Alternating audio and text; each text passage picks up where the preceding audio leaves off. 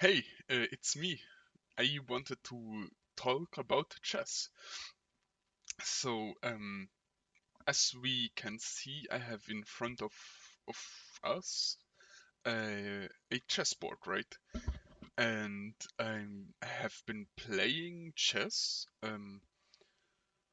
I want to say on and off for now a little less for than a year. So Um, on and off is not correctly. I have been playing quite intensively.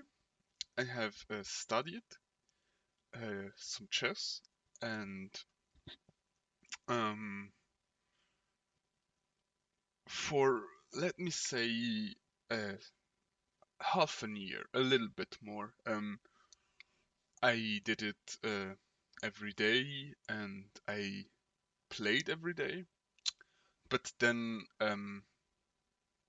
I came to a point where I realized that I'm at a good point, and I need to I need to grind. Okay, I needed to grind. I didn't want to grind. I just didn't feel like grinding chess because I had fun studying. I had fun practicing it, but I didn't want to just grind to feel better about myself, right? Because I then have a better score point, elo point, and I didn't, I don't, I didn't care enough about it.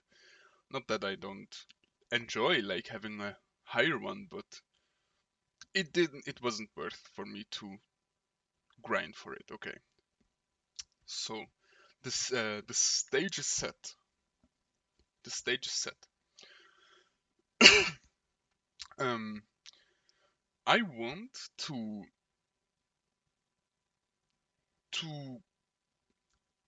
I think make a journal. Okay, I think journal is the right word. I want to make a journal about my journey in chess. And maybe I, not maybe, but I was thinking about, um, I was thinking about um, recording uh, myself how I train. How how do I prepare my prepare my repertoire repertoire yeah, my repertoire um, in chess. That means what I am going to play against what my opponent does, right? And um, as I traveled online, um, I have read many questions about how do people practice. Like, there were many people asking how to practice. How do you practice? How do you practice? Not me, not asking me, but other people. And I figured that maybe it could be useful to make a journal about how I practiced and uh, what types of practice there are, because there are many study plans and stuff, but they are generalized, right? They aren't for everyone. Yeah, so I coming back to chess, I have looked into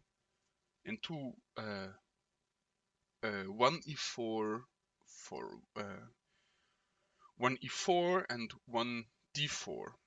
I never played or never tried the reverse Sicilian which is c4, the English, which is essentially the reversed Sicilian for white. White plays Sicilian a tempo ahead of black, and that can be very interesting.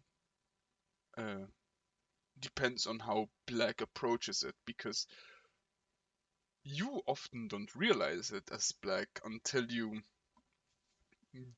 dive into it. So didn't I? I didn't realize.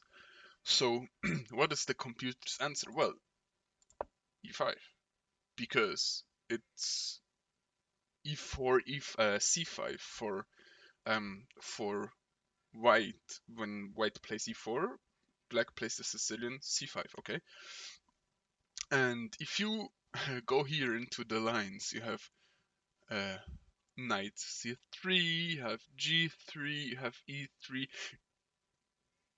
Okay, that is specifically to white because white is a tempo ahead. E4, you don't particularly don't. I don't think you play there is some lines where you play e5 with black in the Sicilian. Yeah. Then you have d3. Yeah, you see the point. Okay, there is the top 5, 6 moves are moves that you would commonly do in the Sicilian. Okay. Okay. So how do we start? Okay. How do you pick a repertoire to start in chess? Okay. How? And what I would recommend is watching videos. Okay. That sounds maybe um weird, but if you want to learn it, you have to watch it before. Okay, you can play it, of course. Play like every beginner does e4, e5. Well, you can play the French, but yeah, I don't recommend it. Um, there is a saying in higher levels that I heard once. Not that I am a part of that higher level, but um, e4, e5 is played by either people that perfectly understand it or by people who have no clue what they are doing. And that's so fitting. Why? Because on higher levels, the response to e4, e5 is when you want a very equal position as black.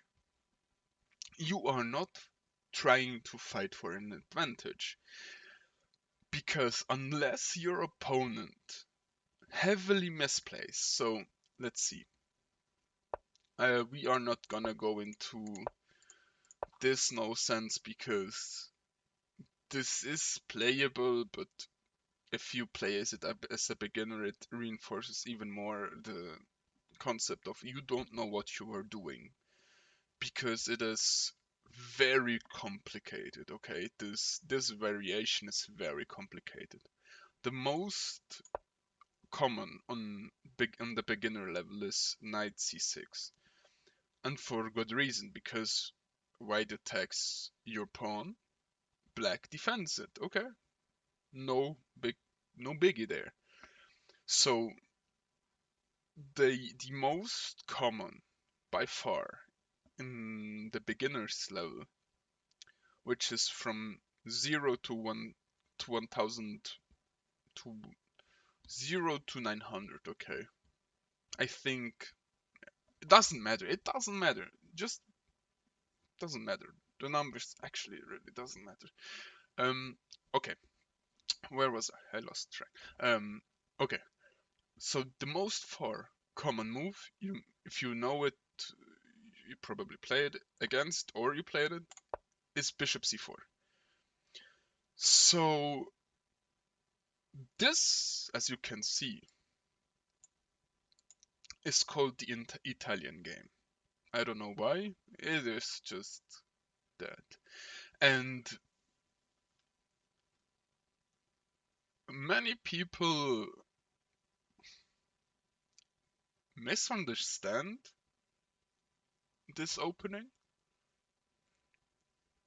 They think, oh, I attack the bishop. I have the move for the knight here, and I can come with the queen. Um, that's not actually what this move does, it can lead into it. But what it actually does, it reinforces the d5 square for white. So black is never able to play d5 in this exact position out of this move order. e4, e5, knight c3, knight c6, bishop c4. d5 doesn't work here. So what does black do to try to enable it? Well, the knight on to f6, okay? And I hate this move. From the bottom of my heart, I hate it. Um, you have how's it?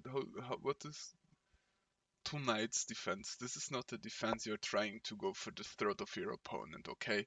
So what does this move do? Well, you are trying to go after this pawn, as I said. And funny enough, that uh, white gave up control over this square, and well, don't control this square, but no, it's not protected anymore. Or is it? Oh, okay, no, it's protected tactically. Yeah, no, bullshit. Um, Now black can play d5, in fact, and I think it has to be okay. Yeah, we're not gonna deep into it. That's as I said, that's my nature. I like to dive deep. So okay, that's the Italian. So how do you choose what to play? Well, you you can play whatever you want. You can play what looks cool to you, what fits your style, what is comfortable to you. I Many people would say don't play the Sicilian, and I say play it because um, why not? I I mean, if you study if you're gonna study lines anyways for e5, why don't why don't study for the Sicilian? It makes no sense. Why not? It can be complex. Well, bro, if you're telling me Sicilian is complicated, then there's no sense. It's even more complicated, okay? And people will play it because they don't know exactly what it leads into. So it looks cool. So you attack mine, I attack yours, okay? Um, People will do it. That's why I stopped playing d4. To be honest, I myself am a d4 player because, well, first of all, I love uh, the Indian, the King's Indian, and well, I'm blanking. What do you play? Yeah, I play that. When black plays here, you play no, you play there, and then you go here. Okay, yeah, that's the King's Indian. Um, yeah, I'm a d4 player. Yeah. So pick whatever you want. Go on YouTube. There are plenty of lists good, uh, with opening lists. I wouldn't really, I wouldn't really. Well, okay. What I really would lay close to your heart is don't play offbeat openings in the beginning. And by offbeat, I mean don't try to be fancy and play G3 or any weird, B3, C4. You can try C4, that's the reverse Sicilian. Um, that's actually good. Do it, because um if you that's, and we are gonna dive into it as concepts. If you want, if you okay, no, I'm gonna dive it into the next video because we're already 17 minutes into it. Um, yeah, you can, yeah, play the main lines for the beginning. You can still play weird, fancy, spicy things if you really want it, but you need to. Um, chess is about pattern recognition. Chess is nothing about intelligence. Nothing. What is about intelligence on those 64 squares? Nothing. It's pattern recognition. You need to know the patterns that are gonna occur during various games, even if you start differently. They are going to lead, because it's all interconnected, as everything is. So there's that. Okay. Okay. To summarize, to build your repertoire, and I don't want this word, um, choose an opening that you like, that appeals visually to you, that you can connect something to it. On a don't matter on which level it has to be yours. Okay, it's your opening. You play it. It's your baby. Okay. Um, So, and that's number one. And number two, play mainline, okay? Play the mainline. Because I saw so many people trying to be a unicorn and play something they saw Magnus playing or Hikaru or. And that can be all fun and all, but you are teaching yourself a bad habit that can be very hard to. Imagine you played 20 games starting with B3. That's time you could have been playing D, E, or C4. Okay, um, and you would be building a better understanding in the main line. Okay, so there is that. Okay, choose an opening you like, have fun with it, and if possible, make it be a mainline opening. Can still be fencing later on. So I think that's good to start. It's already very deep, so I think. Um, Let me know what you think about it, and see you next time. Bye bye.